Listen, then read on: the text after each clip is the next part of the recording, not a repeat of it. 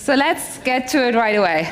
So when I open one of the news platforms that I usually go to like read news, that's what I see. So I don't really see any news right away. I see ads. And that's really the only way right now that the internet can be monetized, right? So ads is how you pay to consume content online. But what if we could get to this while still supporting this news platform or publishers, content creators? And ideally, I want to have this without installing an extension. This is where web monetization could help all of us. Web monetization, the Web Monetization API allows websites to automatically and passively receive payments from web monetization-enabled visitors. So let me explain that to you. All right, so I have this picture here. It's a group of people, and there's a lady in front and she is like looking at some pictures online. And while she's doing that, she doesn't need to do anything. While she's doing that, she's automatically streaming payments to the creator of the website or potentially even the person that took those pictures. And it's enabled quite easily. All you need to do is to add a link text. We just heard about scripts that are embedded in websites. That's not, you don't even need to go that far. All you need is a link tag with the rel monetization and an href that points to an open payments wallet address. And I'll get to what that is in a minute. And you can also add some functionality to that if you want to as the website creator. There's a second place where you could put this. So my first example was the link tag was in the head. But you can also put this link tag in with a media element, so that the picture, video, or audio. This example here, again, is Alice's website. Alice has her web monetization link tag in her head, but she also uses this picture I showed to you earlier. And this picture was taken by a lady called Brooke. And let's assume that Brooke also uses web monetization to get paid. And Alice is actually attributing some of this creatorship to Brooke by adding her link tag into her website when she uses the picture. And that's a nice way of like revenue sharing going on here.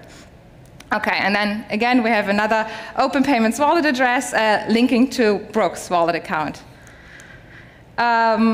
I've mentioned this open payments wallet address, so let me explain to you what that is and what open payments is. So open payments is an API standard for account servicing entities.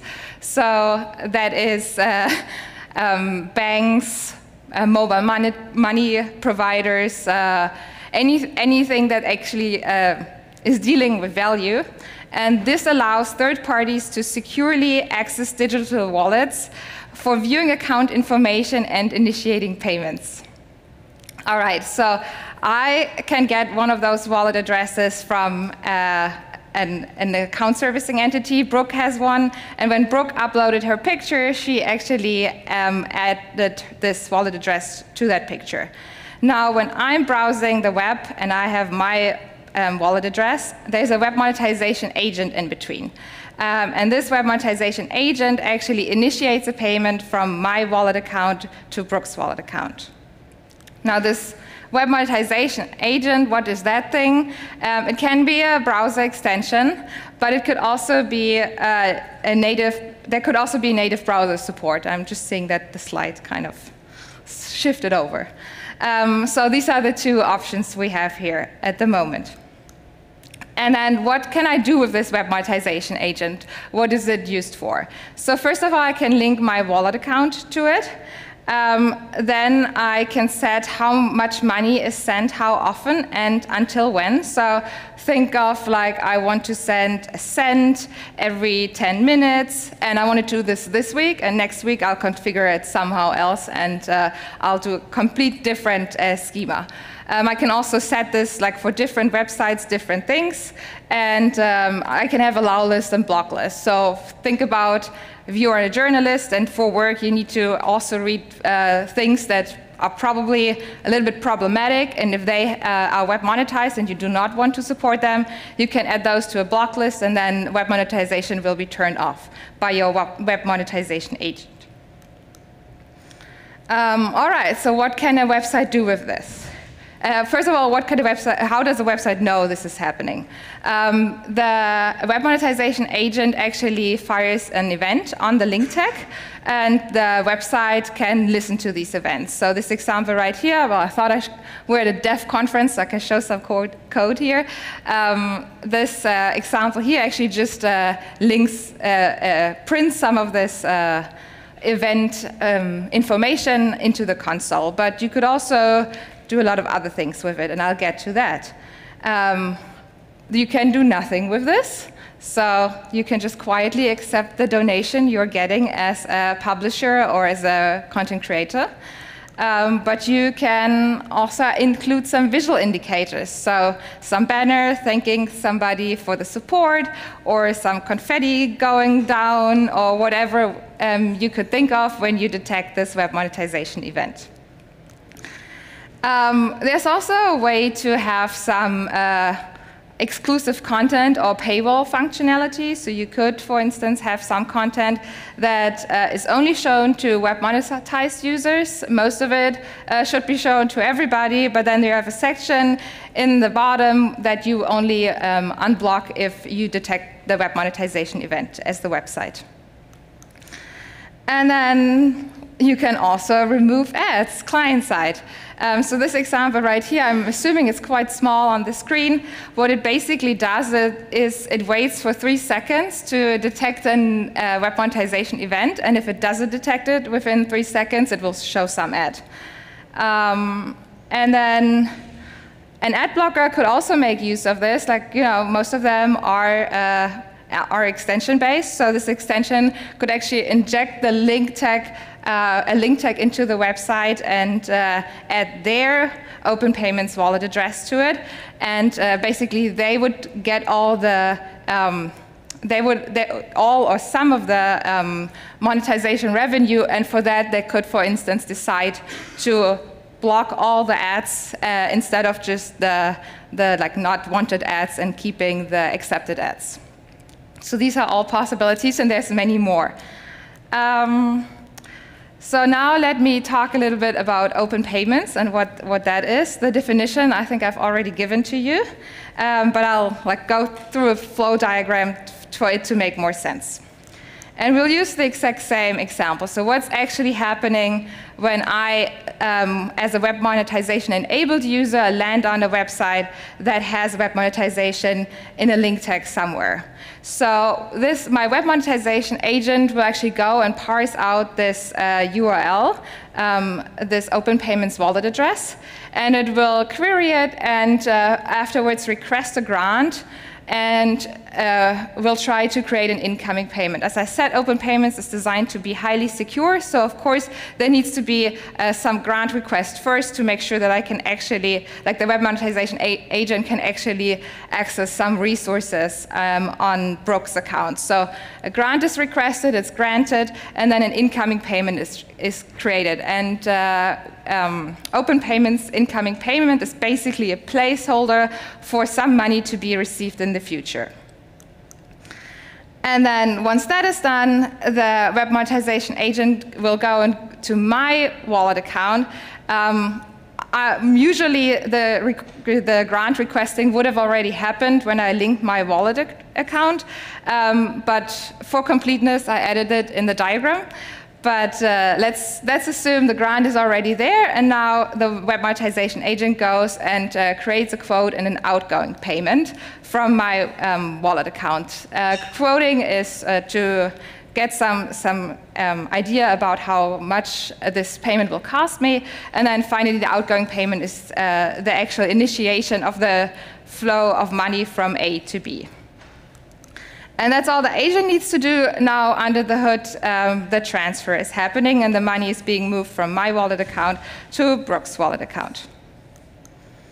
Finally, what the website can do if it wants to do wants to make sure that it actually has received some payments is it can go and validate the payment. So in the event that is fired on the link tag, you also get a URL to this incoming payment, which you can query as a website creator and check how much money has actually been received to make sure that you actually got something, because the amounts the event will show are only the amounts that have been sent, not the ones that have been received. All right, and then I kind of brushed over the transfer element. So what is this transfer? How does that happen? So this is where the Interledger Protocol comes into play. So the Interledger Protocol is a protocol for sending packets of money across different payment networks or ledgers. And I don't know if that sounds familiar to anybody, the packet thing, but that's basically also what the internet does. We're sending packets of data, and Interledger sends packets of money. The Interledger Protocol is modeled very closely after the Internet Protocol. So if we zoom in here into this picture, the dots actually had meaning. They were supposed to represent all those little packets of money being streamed over from one side to the other. And yeah, let me just briefly walk you through the architecture of Interledger and the analogy to the internet. So in the internet, on the network layer, we have Wi-Fi, Bluetooth, Ethernet, all these kind of networks. And then in Interledger, we have fiat currencies, cryptocurrencies, mobile money, anything with value, basically. On top of that, we have the protocol layer. So in the internet, we have the Internet Protocol. With Interledger, we have the Interledger Protocol. And this protocol defines how those packets look like. Then we have the transport layer.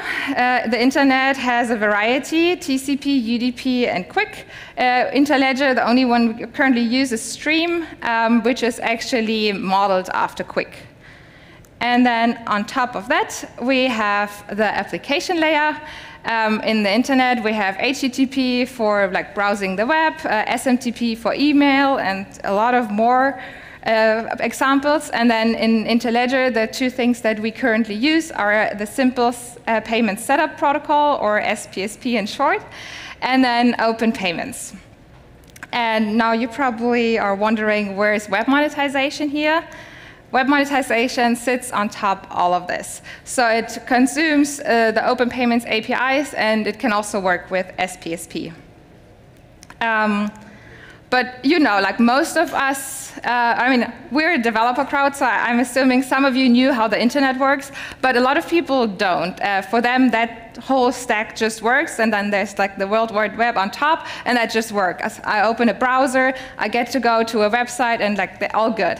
And that's basically what we have in mind with web monetization itself. That's the thing a user needs to understand. They need to understand how to link a wallet account to their web monetization agent. They need to understand how to set rates and how to configure the allow list and block list. But everything underneath, that just works, right? So that's why I hope that we'll have a future where this just works. I get to read my news without seeing any ads, but I'm still supporting the publishers. Thank you very much.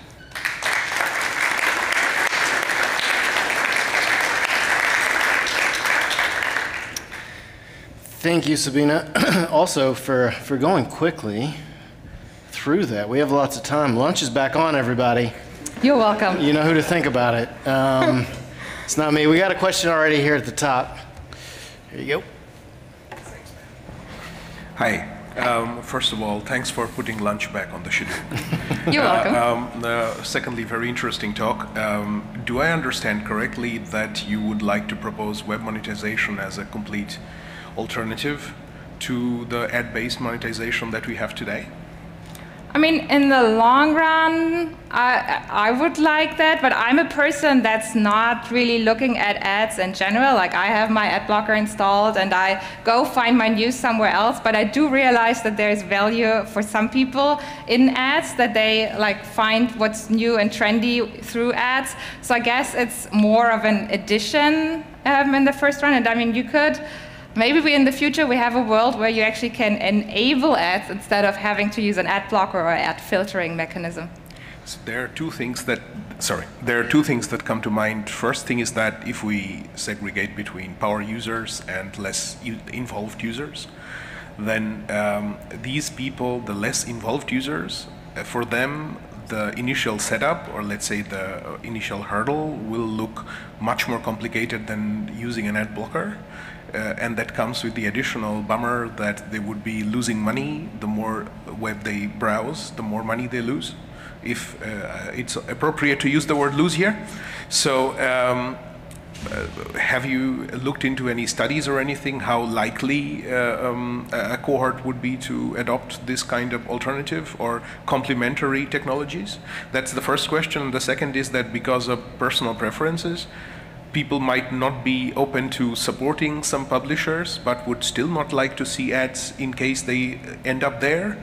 And therefore, what are your thoughts on use cases like that?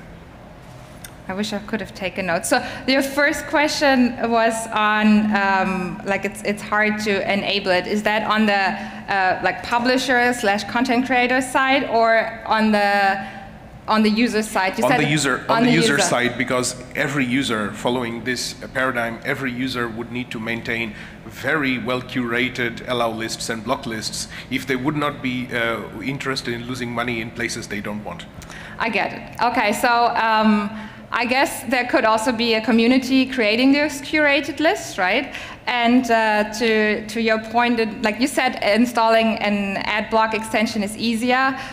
The first proposal we have is also having an extension for web monetization. So it's like extension, like install one of those two. And then what we're also doing is we're working with browsers directly to get that into the browser interface, so that when a user uses a certain browser, it's baked into this, and they can just set it up easily, guide it through it, something like that. Now your second question. Yeah. If you actually have looked into some studies on how likely a cohort would be to adopt this, provided that they might not be interested in investing into the publisher success, and might still not be willing to see ads on those publisher sites. So users still on the user side. Yeah, it's all questions about the users. Okay. They're the investors, right? Right. So not so much on the user side, but more on the publisher / content creator side, how willing they would be. And then there were obviously did some advertising. So there was a trial being done in the comedy space, actually, where there was a cohort of like a comedy websites that enabled this and then advertised that to their users, and those users actually accepted it quite well. You can actually also do tipping with web monetization, so instead of having to sign up for like Patreon or the other tipping providers you have, that also like works through the web monetization standard. So there's a lot of variety you can do there. Thanks a lot. Thank you. Interesting. Hey, thanks for the talk. So, Oh, sure. it looked to me like if I hack into this new site and I replace the URL in the link tag with my wallet, then all the money from all the visitors would come to my account and not to the news portal. So there's a huge incentive to intercept those transfers, and it looks like it's really easy. So what kind of protection does this offer for like hijacking the transfers? Yeah, that's correct. Technically, that's easy because it's just a link tag, and you can easily change the information in there. And that's on the web monetization agent to actually keep track of what's happening and make sure that it fetches the correct link tag and not another modified version of it. How would you deal with asynchronous like loading of pages, like when they just inject new things? Then it's really hard for like a browser agent to detect the difference between like a browser extension messing with the page or the page itself having a clear intent of supporting certain content publishers. Sorry, I did not completely get the question. All right, sure. So like when there's dynamic content being loaded by a page, then it would be really hard for a browser to differentiate between the actual publisher wanting to support certain content, or a browser extension or other third-party script messing with the page and changing where the money is going to. So like I would not necessarily agree that it would be very simple to like prevent something like this from happening.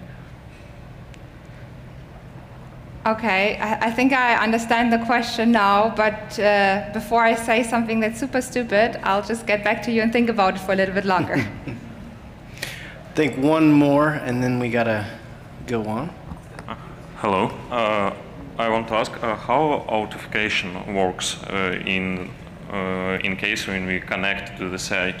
Is it similar for Web3 connection while via provider in page context, or OpenID Connect or something like that?